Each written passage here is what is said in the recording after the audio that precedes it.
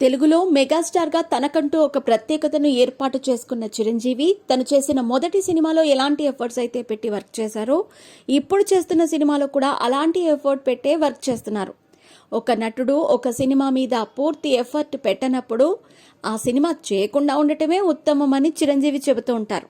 అందుకే ఆయనకి ఎన్ని పనులున్నా కూడా ప్రొద్దున్నే లేచి ఎక్సర్సైజ్ చేసి మరీ ఆ తర్వాత సినిమా షూటింగ్కి హాజరవుతూ ఉంటారు. అందరికంటే ముందే చిరంజీవి సెట్లో ఉంటాడు.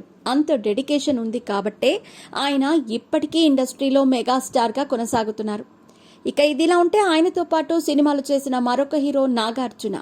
ఈయన చేసిన సినిమాలు అప్పట్లో మంచి విజయాలను అందుకున్నాయి. ఇక ఇప్పుడు కూడా ఆయన కింగ్గా కొనసాగుతున్నప్పటికీ మధ్యలో కొన్ని ఫ్లాప్ సినిమాలైతే వచ్చాయి. దానివల్ల ఇప్పుడు ఆయన కొంతవరకు సఫర్ అవుతున్నట్టుగా తెలుస్తోంది. ఇక తన 100వ సినిమా చేయటం కోసం నాగార్జున కథలను వింటున్నట్టుగా తెలుస్తోంది. మరి ఈ సినిమాతో మరో బ్లాక్ బస్టర్ హిట్ కొడతాడా లేదా అనేది కూడా తెలియాల్సి ఉంది. ఇలాంటి క్రమంలోనే నాగార్జునను చిరంజీవి ఇంటికి పిలిచి చేపల కూర వండి పెట్టిన విషయం ఇప్పుడు సోషల్ మీడియాలో వైరల్గా మారింది. అయితే చిరంజీవి ఎందుకు ఆయనకి వండి పెట్టాడు అనే విషయాన్ని తెలుసుకున్నట్టయితే చిరంజీవి ఇంట్లో ఉన్న వాళ్ళందరూ సినిమాకి వెళ్లారట.